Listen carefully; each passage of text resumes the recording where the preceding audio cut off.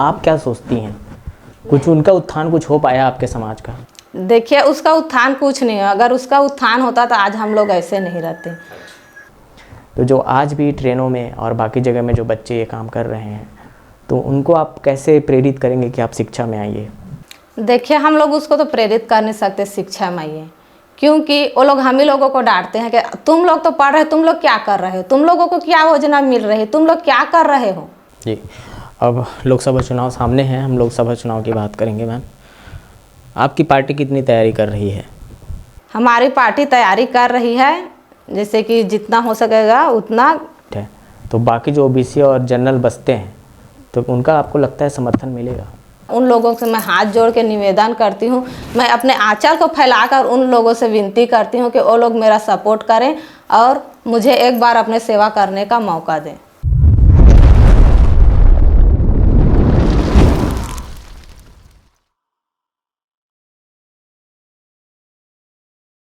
लोकसभा चुनाव सामने में है, ऐसे में हम छत्तीसगढ़ के अलग अलग क्षेत्रों में जा रहे हैं, मंत्रियों से मिला रहे हैं, विधायकों से मिला रहे हैं। इसी कड़ी में आज हमारी मौजूदगी है जांजगीर चांपा जिले में। साथियों नमस्कार, मेरा नाम है भास मधुकर और आप देख रहे हैं द न्यूरो न्यूज़ का खास कार्यक्रम सवाल जवाब का है। आज के कार्यक्रम में जो हमारी मेहमान हैं वो बहुत ख़ास हैं। ख़ास इसलिए नहीं कि वो एक प्रत्याशी हैं, ख़ास इसलिए क्योंकि एक निचले तबके से वो उठकर एक प्रत्याशी बन रही हैं और राजनीति में कदम रखे रही हैं ताकि अपने समाज का सुधार कर सकें और राज्य का सुधार कर सकें। आज के कार्यक्रम में हमारी मेहमान हैं जांजगीर चांपा लोकसभा क्षेत्र से असंख्य समाज पार्टी से प्रत्याशी विजय लक्ष्मी जी। मैम, बहुत बहुत स्वागत है आपका हमारे इस खास कार्यक्रम में।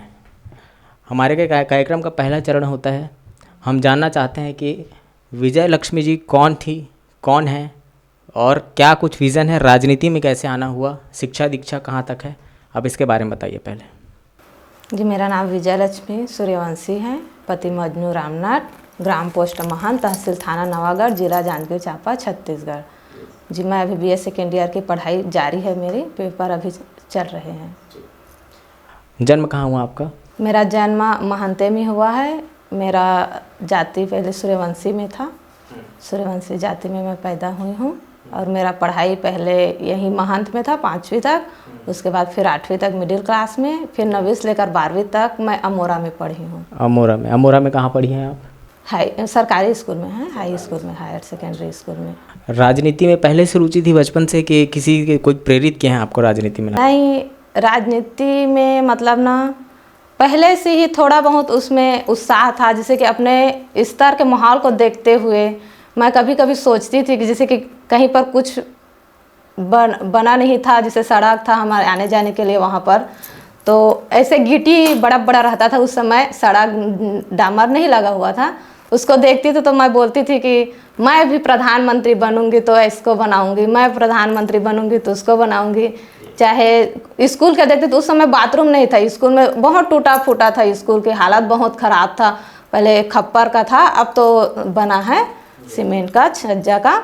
तो उसको देखती थी तो मैं बोलती थी काश मैं भी कुछ बनती तो इसके लिए कुछ करती, ऐसे कहकर। और जब मैं 6 या 7 क्लास में थी तब एक सर था, छत्री सर उसका नाम है, अभी भी पढ़ाते हैं मिडिल स्कूल में। वो एक बार, उस समय हम लोग 7वीं क्लास में थे, तब वो बोले आकर, ऐसे ही मतलब गणित पढ़ाते थे, वो गणित पढ़ाते थे और बोले कि अगर तुम लोग एक दिन के प्रधानमंत्री बनोगे, शायद तक उसी समय नायक पिक्चर रिलीज हुआ होगा, उसकी जानकारी नहीं है मेरे को, उस समय हम लोग उतना टीवी वगैरह नहीं देखते थे और ज़्यादा टीवी भी नहीं था। तो वो बोले कि आप लोग एक दिन के प्रधानमंत्री बनोगे तो क्या करोगे। तो मैं घर गई और मुझे ना पढ़ाई में उतना दिलचस्पी नहीं था, जैसे कोई सर कुछ भी भाषण बोल देते थे ना, उसको मैं ज़्यादा सुनती थी, उसमें ज़्यादा ध्यान था। घर जाकर मैं वही सोचती रही कि काश मैं प्रधानमंत्री बनूंगी तो कुछ करूंगी, क्या करूंगी, कैसे करूंगी। और उसको मतलब नोट बनाने के लिए बोले थे कि अपने हिसाब से नोट बना कर लाना, तो हम लोग जैसे हिसाब से बनाए उतना सर खुश हुए उसको देखकर। तो वैसे ही हालात को देखते हुए और अभी भी जैसे बढ़ते गए, हम लोग बड़े स्कूल में गए, उसके बाद मेरा पढ़ाई अभी ब्रेक हो गया था 6-7 साल, उसके बाद अभी रिजन की, तो अभी के हालात को देखते हुए, समाज के स्तर को देखते हुए मुझे लगा कि इसमें कुछ सुधार नहीं आ रहा है, नवयुवकों को जो रोजगार नहीं मिल पा रहा है, उसकी उन्नति के लिए कुछ कर नहीं रहे हैं सरकार। इस मुद्दे को ध्यान में रखते हुए मैं आज चुनाव में उतरी हूँ। मैं जैसे आपसे एक बार मैं पूछ चुका हूँ, इस बार फिर पूछ रहा हूँ, किसी ने प्रेरित किया या किसी को देख के आप राजनीति में कदम रख रही हैं? नहीं, मैं किसी ने मुझे कोई मार्गदर्शक है आपका? हाँ, मार्गदर्शक कौन है? मेरे ससुर जी हैं माया रामनाथ। वही ने मुझे मार्गदर्शन दिखाया। वह 23 वर्ष से चुनाव लड़ रहे हैं और 23 वर्ष से चुनाव लड़ने का मुद्दा है कि सभी वर्गों के उसका हित करे, उसको उसका अधिकार मिले, उसका सम्मान दिलाने के लिए वह 23 साल से लगातार चुनाव लड़ रहे हैं। हमारे घर में हमारे जानवर है जो सुअर है, उसको चराते हैं, दिन रात मेहनत करते हैं, इतना धूप में, इतना बरसात में, इतना पानी कड़कता रहता है, फिर भी वो लोग जाते हैं उसको चराने, क्योंकि वो चराएंगे नहीं तो खाएंगे क्या? बाहर घूम कर ही उसको मतलब चराना पड़ता है। घर में कुछ दोगे तो उतने में वो रहते नहीं हैं।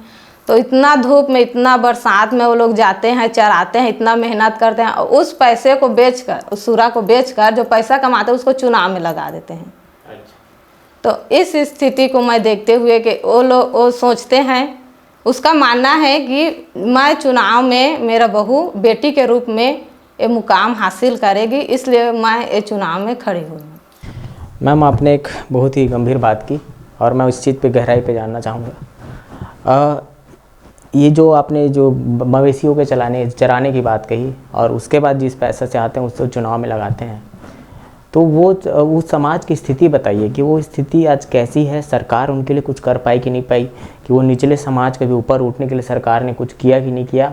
जो पिछली सरकार थी उसने कुछ की नहीं की? आप क्या सोचती हैं, कुछ उनका उत्थान कुछ हो पाया आपके समाज का? देखिए, उसका उत्थान कुछ नहीं है। अगर उसका उत्थान होता तो आज हम लोग ऐसे नहीं रहते। हमारे यहाँ खेल तमाशा दिखाने जाते हैं बाहर जो बच्चे, छोटे छोटे बच्चे हैं, वो लोग खेल दिखाने जाते हैं बाहर में, जैसे डंडा चकते हैं, जो रस्सी में चलते हैं वो वाला, और कई लोग ट्रेन में मांगते हैं, कई लोग सड़क में मांगते हैं, कोई लोग ऐसे सड़क में खेल दिखाते हैं। ऐसा उन लोगों का पेशा है। और जो घर में रहते हैं ना, वो गांव में जाते हैं मांगने के लिए, और जो घर में रहते हैं वो लोग सूरा चराते हैं। जो चरा सके, जिसके रखने के लिए है वो लोग रखते हैं। तो वो लोग क्या करते हैं, जो बाहर जाते हैं तो बाहर चले जाते हैं। और मेरे ससुर भी जाते थे बाहर पहले खेल कराने के लिए। मेरे हस्बैंड, उसके बहन जब छोटे छोटे थे उस समय उसने भी खेल दिखाया है। खेल दिखाया तो उसको मतलब मांगने जाते थे तो लोग डांटते थे, पढ़ाई लिखाई क्यों नहीं करते, क्यों नहीं पढ़ाते अपने बच्चे को, ऐसे भीख मंगा रहे हो, अच्छा लग रहा है। जब भी भीख मांगने जाते हैं तब भी वैसे, आज भी बोलते हैं, अगर किसी के सामने जाओ भीख मांगने के लोग बोलते हैं कि पढ़ाते क्यों नहीं। तो यह सोचकर उसने जो खेल दिखाते थे उसको बंद कर दिया। गांव आए, गांव में रहकर अपने बच्चे को पढ़ाए वो लोग। आज पढ़ा लिखा कर भी उनको कुछ रोजगार नहीं मिल पा रहा है, कुछ उनको व्यवस्था नहीं मिल पा रहा है। मैम, आप एक बात बताइए, मैं ये जानना चाहूँ, क्योंकि हमने कई बार देखा है बच्चे ट्रेन में कलाकारी दिखाते हैं, बाहर में भी कई जगह कलाकारी दिखाते हैं, और छत्तीसगढ़ी में विशेष रूप में, मैं छत्तीसगढ़ का हूँ, इस चीज़ को समझता हूँ कि उनको एक क्या डंगचघिन या डंगचगा का एक स्रोत दिया जाता है, नाम दिया जाता है। तो मैं ये बोल रहा हूँ कि मैं खुद व्यक्तिगत रूप से एक बार एक बच्चे को समझाया था कि बेटा पढ़ाई क्यों नहीं करते। तो आप मेरे को ये बताइए, सरकार इतनी सारी योजनाएं लेके आई, चाहे वो हम रमन सरकार की बात करें, छत्तीसगढ़ सरकार की बात करें, कांग्रेस सरकार, पूर्व सरकार की बात करें, या केंद्र सरकार की बात करें, सरकारी स्कूलें खुल चुकी हैं। तो आज के समय में मतलब ये मैं आपसे ये राजनीतिक परिप्रेक्ष्य में नहीं पूछ रहा हूँ, एक मैं सामाजिक परिप्रेक्ष्य में पूछ रहा हूँ। तो उन बच्चों को कैसे हम शिक्षा की तरफ लेके आएँ? आपको क्या लगता है कि आखिरकार हम अपने समाज को आप प्रमोट करेंगी तो अपने समाज, अब शिक्षा के बिना कोई समाज आगे नहीं बढ़ सकता, ये तो आप समझती हैं। तो जो आज भी ट्रेनों में और बाकी जगह में जो बच्चे ये काम कर रहे हैं, तो उनको आप कैसे प्रेरित करेंगे कि आप शिक्षा में आइए? देखिए, हम लोग उसको तो प्रेरित कर नहीं सकते शिक्षा में आइए, क्योंकि वो लोग हम ही लोगों को डांटते हैं कि तुम लोग तो पढ़ रहे हो, तुम लोग क्या कर रहे हो, तुम लोगों को क्या योजना मिल रही है, तुम लोग क्या कर रहे हो।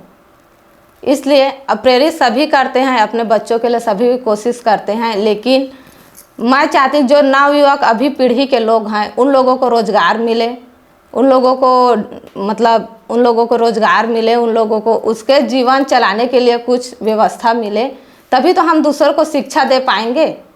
कि तुम भी पढ़ो, देखो वो लोग पढ़ रहे हैं तो वो लोग नौकरी कर रहे हैं, वो लोग पढ़ रहे हैं तो लोग ऐसे काम कर रहे हैं, रोजगार कर रहे हैं, तो तुम भी पढ़ो तो तुम भी कल वैसे बनोगे। हम ही लोग कुछ रोजगार नहीं पा रहे हैं तो बच्चों को क्या प्रेरित करेंगे, तुम भी पढ़ो तुम भी रोजगार करो कहकर।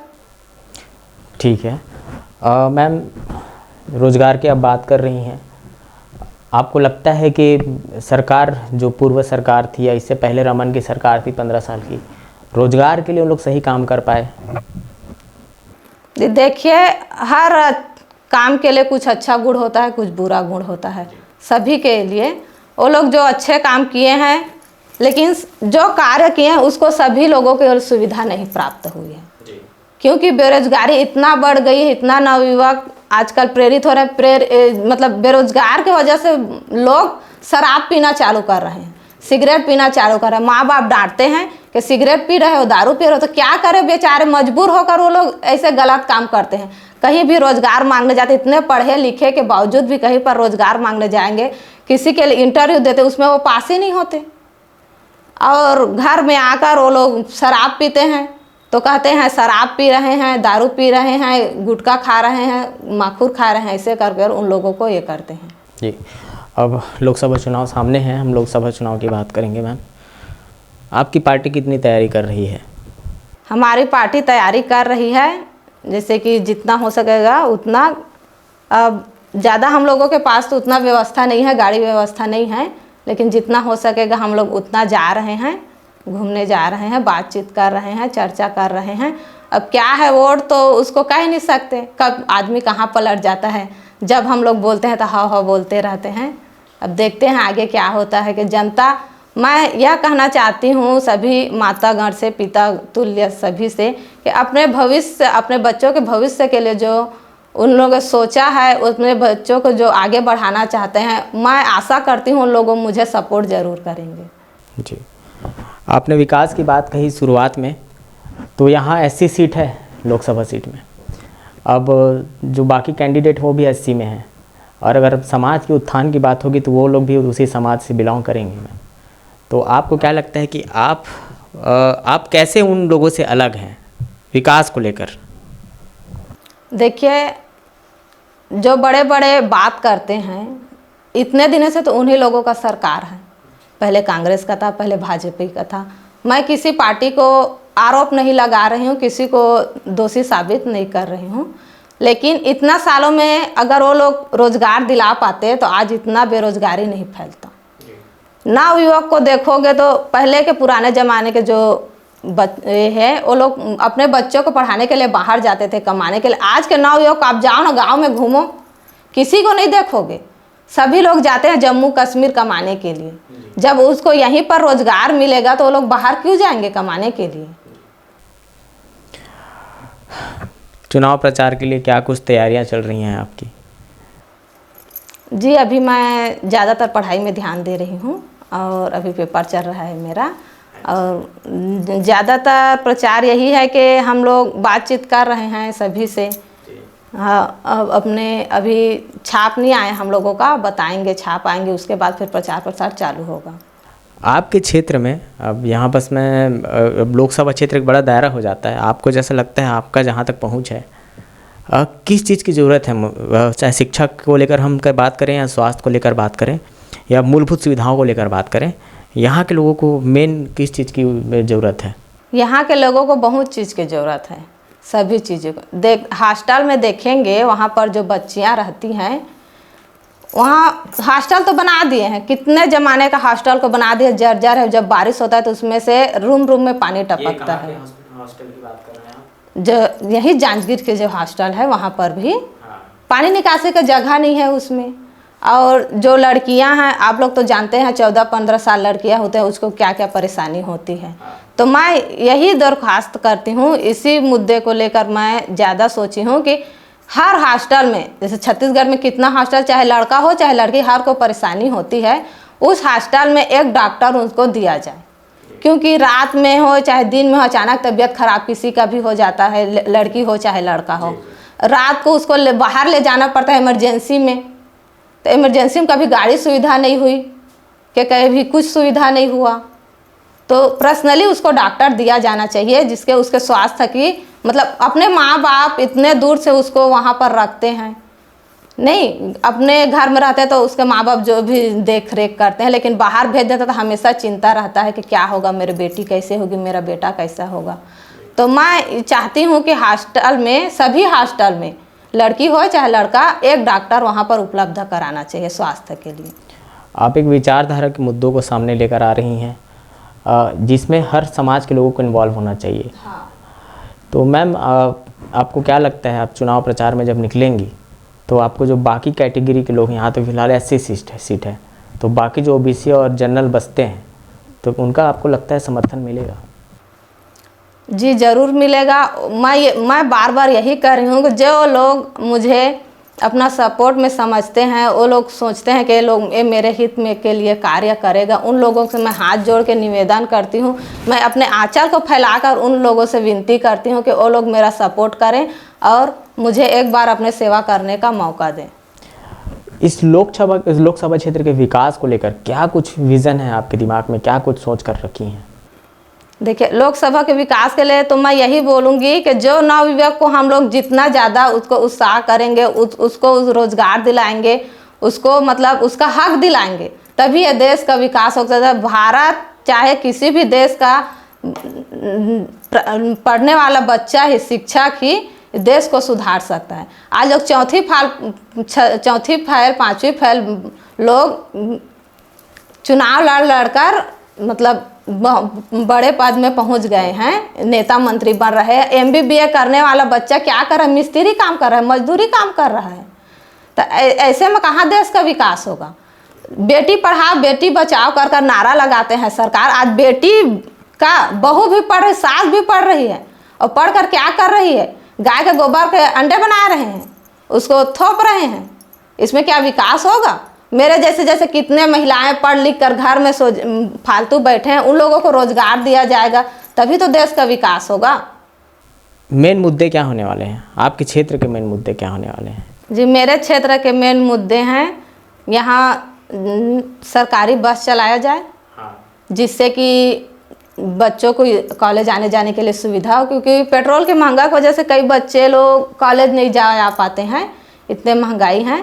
इसलिए मैं चाहती हूँ कि कॉलेज जाने के लिए चाहे बड़े बुजुर्ग का, जैसे एक ही बस चलता है, प्राइवेट बस चलता है, उसमें इतना भीड़ लग जाता है कि बुजुर्ग को बैठने के लिए जगह नहीं मिलता है, उसको वैसे ही खड़े खड़े जाना पड़ता है। तो मैं चाहती हूँ कि सरकारी बस लागू किया जाए, जिसमें सभी को सुविधा हो। और सरकारी बस जब लागू होगा तो उसमें कितने बेरोजगार मजदूरों को रोजगार मिलेगा। जो ड्राइवर भाई है आज भी गाड़ी चलाना तो सीख गए, लेकिन उसको रोजगार नहीं मिल पा रहा है, इधर उधर भटक रहे हैं। उससे उन लोगों को उसमें ड्राइवरिंग का लाइसेंस दिलाकर उसको गाड़ी चालक के रूप में उसमें लगाया जाए। मतलब आप सरकारी जॉब की बात कर रहे हैं, उनके सरकारी रूप से? हाँ, सरकारी बस लागू होगा तो उसमें मतलब ड्राइवर जो अभी यहाँ वहाँ भटक रहे हैं, उसमें वो लोग रोजगार प्राप्त कर सकते हैं। आपको लगता है भाजपा सरकार महिलाओं को आगे बढ़ाने का काम कर रही है? जैसे कि महतारी वंदन योजना उन्होंने लेकर आया, आपको मिलता है योजना का लाभ? मिल रहा है? जी, मिलता है। मिलता है। आप उनकी ये जो योजना है आप उसको कैसे समझती हैं? मतलब देखिए, मैं इस योजना को तो बस यही समझती हूँ कि 4 दिन के चांदनी फिर अंधेरी रात। अच्छा। ऐसी कहावत तो आप लोग सुने ही होंगे। क्योंकि अभी चुनाव की वजह से ये वंदना आया है, महतारी वंदना योजना। यह वंदना योजना महिलाओं के लिए बस लागू हुआ है। जैसे कि स्टूडेंट साथी जो कॉलेज में पढ़ाई कर रहे हैं, वो लोग भी वोटर ID कार्ड बनाए हैं, वो लोग भी वोट डालते हैं। उन लोगों को योजना का लाभ क्यों नहीं देते हैं? क्योंकि उन लोगों का भी तो खर्चा है, चाहे लड़की हो चाहे लड़का हो, उनको भी खर्चे की ज़रूरत है। तो मैं उस मुद्दे को भी रखी हूँ कि जो कॉलेज में पढ़ रहे हैं बच्चे हैं, उनको हर महीना 3000 योजना दिया जाए, जिससे कि वो अपने पढ़ाई का खर्चा उठा सके। छात्रवृत्ति मिलता है, छात्रवृत्ति में कितना पढ़ाई होगा? वो तो सालाना इसमें चला जाता है, फीस जमा करते हैं उसमें। तो जब बच्चे लोग को कमाने जाते हैं तो क्या बोलते हैं, पढ़ो। क्या करोगे अभी से कमा कर? तो बेचारे कमाएंगे कि पढ़ेंगे तो अपना खर्चा कैसे उठाएंगे? तो मेरा मानना यही है कि उन बच्चों को सालाना मतलब महीना 3000 रुपये दिया जाए। जी ठीक। आखिरी सवाल आपसे पूछूंगा, आप तो फिलहाल एक अलग पार्टी से हैं, मैं आपको ये पूछ रहा हूँ, कांग्रेस सरकार से और भाजपा सरकार से, यहाँ 2 प्रत्याशी खड़े हैं, काफ़ी टक्कर चल रही है ऐसा लोगों का कहना है। आपको आपको क्या लगता है कौन स्ट्रांग है दोनों में, कमलेश जांगड़े या शिवलाल कुमार डहरिया? देखिए, अपने हिसाब से तो सभी ये रहते हैं अपने ऊपर से। अब वो लोग जनता डिसाइड करेंगे कौन आगे है और कौन पीछे है। चलिए चलिए ठीक है, बहुत बहुत धन्यवाद हमारे साथ जुड़ने के लिए। जाते जाते अपने लोकसभा क्षेत्र के लोगों को कोई संदेश देना चाहें आप? जय संविधान। समस्त मतदाता गणों को मेरा प्रणाम है। सभी स्टूडेंट साथियों को मेरा नमस्कार है। सरहद पर खड़े वीर जवानों भैयाओं को मेरा मैं चरण छूकर उस सभी को प्रणाम करती हूँ। और सभी मीडिया वाले भैयाओं को भी नमस्कार करती हूँ कि इतने धूप में इतने में वो लोग भी जा जाकर हमारे बातों को जनता तक पहुँचाते हैं। उन लोगों को भी चरण छूकर मैं प्रणाम करती हूँ। मैं विजय लक्ष्मी सूर्यवंशी पति मजनू रामनाथ असंख्य समाज पार्टी के प्रत्याशी के रूप में खड़ी हूँ। मुझे आशा है आप लोग सभी मेरा सपोर्ट करेंगे और मुझे एक बार सेवा का मौका करने देंगे। धन्यवाद। हमारे साथ मौजूद थी विजय लक्ष्मी सूर्यवंशी जी। ऐसे ही नेताओं को आपके सामने लाते रहेंगे। फिलहाल इस कार्यक्रम में इतना ही। नमस्कार।